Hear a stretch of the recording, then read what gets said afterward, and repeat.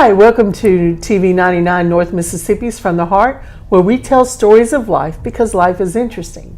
Today I have with me Miss Michaela Compton. Welcome. Hi, thanks for having me. I'm so glad you joined me today. Thank you. This is fun. This is going to be fun. Yes, it will be. Yep. Yes, it will be. We want to hear about what you're doing now, but first, let's go back. Okay. Tell us about you from the beginning. Where are you from? Well, I was born in Los Angeles. I grew up in Las Vegas, lived there for approximately 30 years. There you go. So that was a culture shock coming to Mississippi, wasn't it? It was, but it was welcomed, actually. My husband and I were both from Las Vegas, and we were glad to get out of the area, go to somewhere just calmer, somewhere normal, Right. somewhere more normal. And so it was a welcome change, and it was an adventure. We were brand new married when we moved here the first time. We did move back and forth several times for his job, and so we were just on an adventure, and it was fine with us. We didn't have kids it took us 8 years to have our first child, so it was he and I for quite a long time, and we welcomed the experience. Right. How many kids do you have? We have three beautiful children, 2 boys, they're teenagers, and a little girl. She's about to turn 11, and she's amazing. I bet.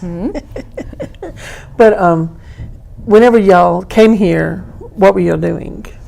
Well, we moved here for his job with Bank of Mississippi. He was a mainframe programmer on banking software, and a very unique skill set, and they hired him and moved us here, and he wanted to stay on that career path, and newlyweds and adventure and no kids, so let's go. Right. So what was one big adventure y'all had together here in Mississippi? Just moving to Mississippi. Oh no, okay, no, let me tell you. This was new stuff for us. We're both from the city. So I bought our first home on the east side of Tupelo, and the backyards was wooded because we wanted trees, because there's absolutely no trees in Las Vegas unless you plant the tree. So we wanted a wooded backyard, and our living room, the back wall of the living room was all windows overlooking the woods. So David's at work, so I'm sitting there on the couch with the view. Next thing I know, my neighbor comes into the backyard, and that freaked me out because you don't go in someone's backyard on the West Coast. So that was the first thing that freaked me out. And then the neighbor goes up to a tree, he does something in the tree, and then he turns around and comes and knocks on my back door. And what he had done was literally wrestled a snake down out of the tree, wrapped around his arm, knocked on my door to tell me it was poisonous and he got it and he's taking care of it. And I'm just standing there like, I bet. what just happened? The next thing that happened, looking out the same back windows, the other neighbor on the other side of me was way out in his backyard, and he had this humongous hairy animal hanging, and he was doing something with it. We didn't know what he was doing. He was doing something with this hairy animal. My husband and I were both home, and it's nighttime, and he had the lights on, so it really exaggerated how hairy this animal looked to us. So we're watching him like, what is he doing? It looks like maybe he's killed the animal and he's cleaning it. This is so bizarre to us. We've never seen this in our lives. So after all that, like the next day, my husband was asking him, what are you doing? We could see the whole production from our living room. He went deer hunting and came up across a wild boar. Oh. And he said it was either him or the boar. Yeah. So, and he, took the boar home, and we're like, oh, wow. Okay. Welcome to Mississippi. Yeah. So that was dinner preparations in the backyard. Oh wow! Yeah. Okay, so that's pretty memorable. Both those things. So what did you do here when you first got here? What did you do? We first got here nothing, because our contract was only going to be a year, and that was actually the first year of my life that I didn't work, because I had been working full time from the age of 14 Up until that point, I was approximately 27, 28. And so that was the first year of my life that I did not work. And we thought, well, we're here for a 1-year contract. I'm not going to get involved in a job. So I just did some part-time things that I'd always wanted to do. And it might sound silly to you. What is that? Okay, so I wanted to be a bartender. And so I got a job at Applebee's as a bartender, and I got to meet a lot of people, and I'm still friends with a lot of those people today. I'm really glad that I did that. So I was part-time bartender at Applebee's, and I was part-time sales assistant at Victoria's Secret.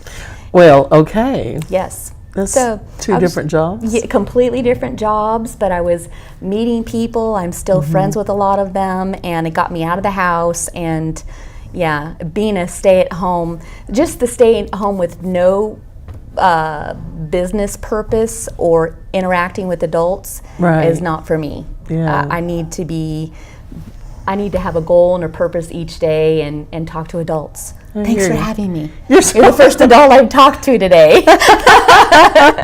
That's good. So you play music I do. and you sing, Yes. and your husband did too. He did, because I twisted his arm. Yes. I had been performing from the age of 17, and my husband did not, he played guitar at home. He didn't play out anywhere. But when we got married, he would play guitar in the house all the time, and he was very good at it. And we were married for 12 years. It took 12 years of me convincing him he was good enough and to please play for me so I don't have to ask somebody else. You know, I'd always had other guitar players or other bands backing me. I wanted my husband to play for me. How cool would that Right. be? Really, we were married for 12 years when he finally said yes, and we stepped out for the first time and did our first gig together. So, Where did y'all play at? our very first gig was a Valentine's gig at St. Luke United Methodist Church. And there's a video clip of that. I'm singing I Can Only Imagine in the video clip. Oh, wow. That was our first ever gig. And we started a music ministry that pretty much launched our ministry right there. And so our ministry was called Devotion Song, and we were singing around the North Mississippi area, doing Christian music mostly. And because we really hadn't plugged into the live music scene at any of the restaurants or bars at that point, because we were also on contract number 2, I think, at that time. So also not knowing how long we were going to stay. So anyways, I hope that explains that a little bit. Yeah. And then you lost him, Yes, and that was sad. very. Definitely a life-changing event. Yeah. Yeah, we were. But you're back in music now. I am now. I lost him in 2007. We were literally on the way to a gig in Boonville with all of our kids in the car, and had an auto accident, and he was killed instantly. I almost lost my life as well.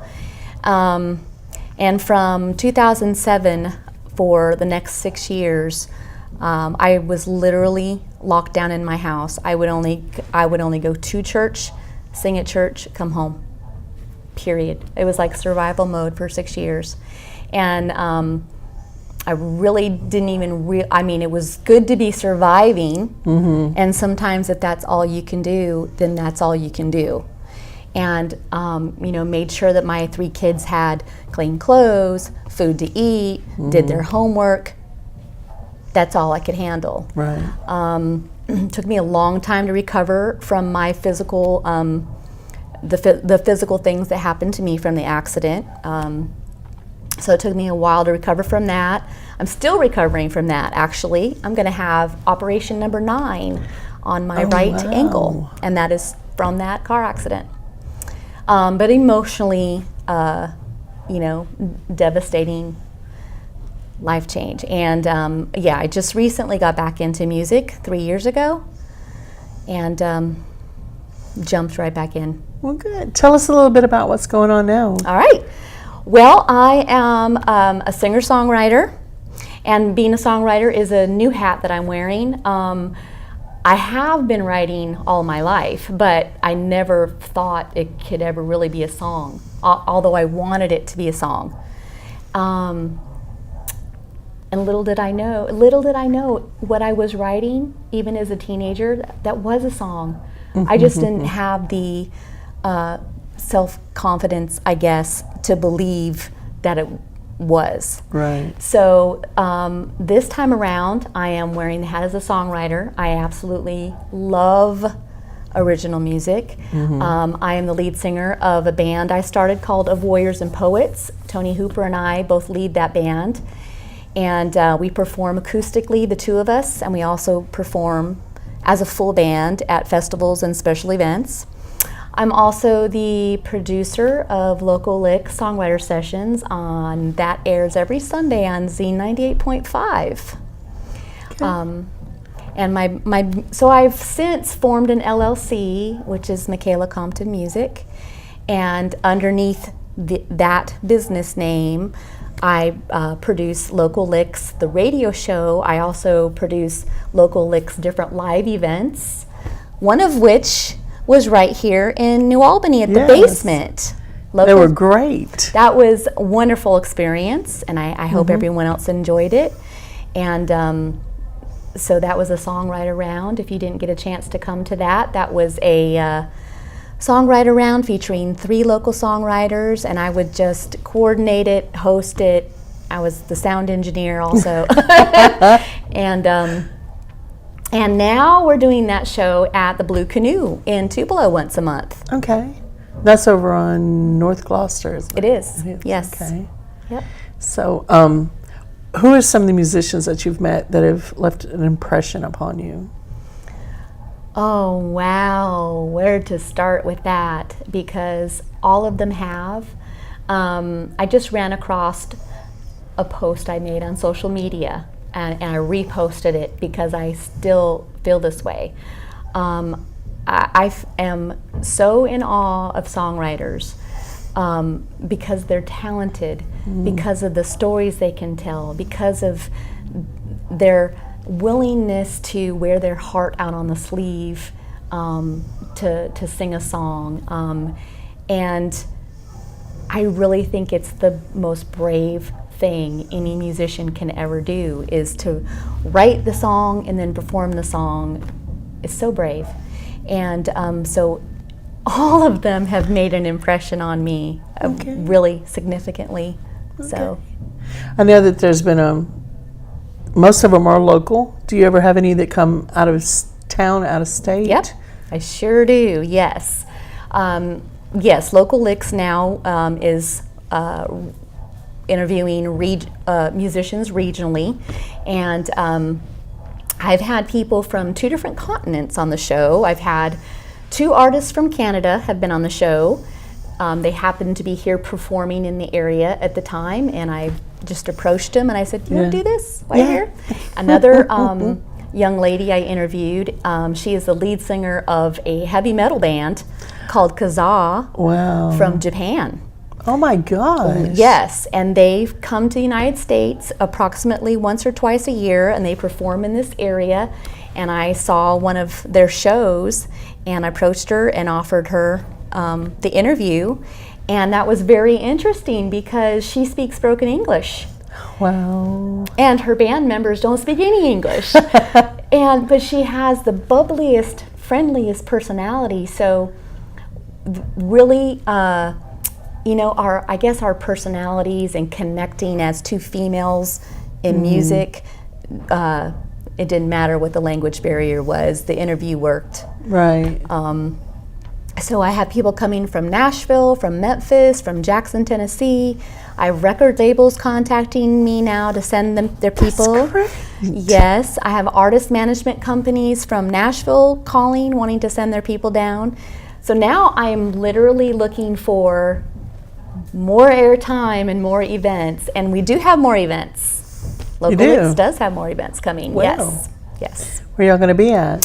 Okay, well, I've been hired to coordinate the Gumtree Songwriter Competition this year.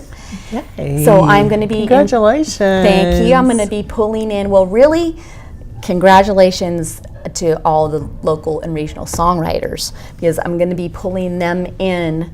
I'm just really looking forward to it, because I'm going to be able to plug in far more local and regional artists to perform.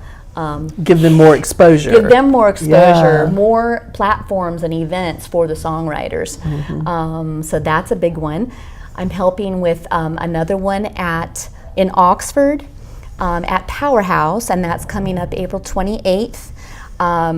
The group that's doing that over there includes the Arts Council in Oxford, and also the two guys from the Wineskins group. I don't know if you ever heard of them. I haven't. They do original music as well. Well, they're going to be hosting it. It's going to be a quarterly event. The first event is April 28th at the Powerhouse in Oxford, and they will be featuring 18 songwriters in that lineup. Wow. So yes, so I'm partnering with them to bring in people, also record the audio. I'm always doing that with these events that I do live. I am always, most of the time anyways, recording the audio at the same time to edit and rebroadcast the audio as well, so that there's double exposure out of each event. So those are the Gumtree and the one in Oxford are two big ones that are coming up. And then we're meeting with the guys from the Mississippi Songwriters Alliance. They do a festival every year in Ocean Springs, and it's become very successful. Meeting with the mayor of Luce. I'm going to get that wrong. Okay, I'm meeting with I don't know. How about this? I'll go with his name, Mr. Darwin Nelson. There you go. He's a mayor. He's also a songwriter. He's also involved with the Mississippi Songwriters Alliance. We're meeting in March to discuss how to do a North version of that festival, so that there could be two songwriter festivals in the state of Mississippi. That's over and above the Gumtree. Right. That's separate from that. So that's a third project we're working on. Great. I was wondering what you did with the audio that you recorded. You know, is there any plans on using it for like a CD, just sell to Nope, anything like that? I can't sell. That's kind of a sticky situation, because now under the format of the show, I could, and I do, load all the archives of the radio show onto locallicks.net. And I'm also changing all of that format to a podcast. So those I was wondering. Yeah. So there is a Local Licks iTunes channel. Oh, great. And there's approximately 10 shows on there right now. But I have recorded over 130 shows. So I am constantly editing, reformatting, repurposing to put them on the radio, put them on the website archives, and then put it on iTunes as a podcast. That's good. It's a lot of work. It is a lot of work. Editing. Anybody want to help me edit? I'll pay you double what I make. How about that? Exactly. So you've got a lot going on. Yes, and I love it. I'm very happy that God has chosen to continue using me, that wasn't the end of my life or music career back in 2007 as well. So that's a praise. That's good. And you've taught yourself guitar through all this.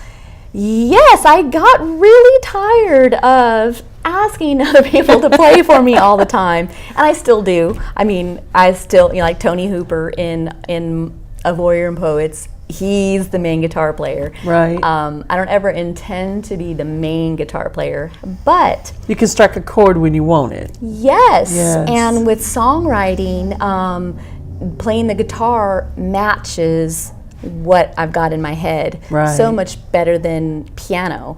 I'd played piano before, but I just went back to piano 3 years ago as well. I never had accompanied myself before. And it's not my favorite instrument. But I took my husband's guitar off the wall last April and was determined to start playing for myself. And so I am, little by little, a couple of chords at a time. I've heard you. You're not bad. Not bad for 9 months, I guess. Check back with me. Check back with me, I hope. You actually do very well. Thanks. You do. Thank you so much for coming in and talking with me today. Yes, absolutely. I've had a good time. Great. How can people get in contact with you? Several ways. I have Michaela Compton Music on social media, Facebook, Instagram, LinkedIn, also Local Lick Songwriter Sessions page. I also have a website, locallicks.net. I also have michaelacomptonmusic.com. You can also either come to one of the live events, and don't hesitate to come up and say hello. I always want to meet people. I'm always open to conversation. You can also drop by Bethlehem Church in New Albany on Sundays. I sing with the praise band there now. So I'm there on Sundays, the early service. There you go. Okay, cool. And an email address. Email michaelacomptonmusic@gmail.com. There you go. Y'all contact her if you're interested, or if you're a singer-songwriter. Yep. Songwriter, she would love to talk to you. Thank you for joining me. Thank you for having me. Yes. And thank you for joining us here today on TV 99 North Mississippi from the Heart. We hope you will join us next week, and have a great day.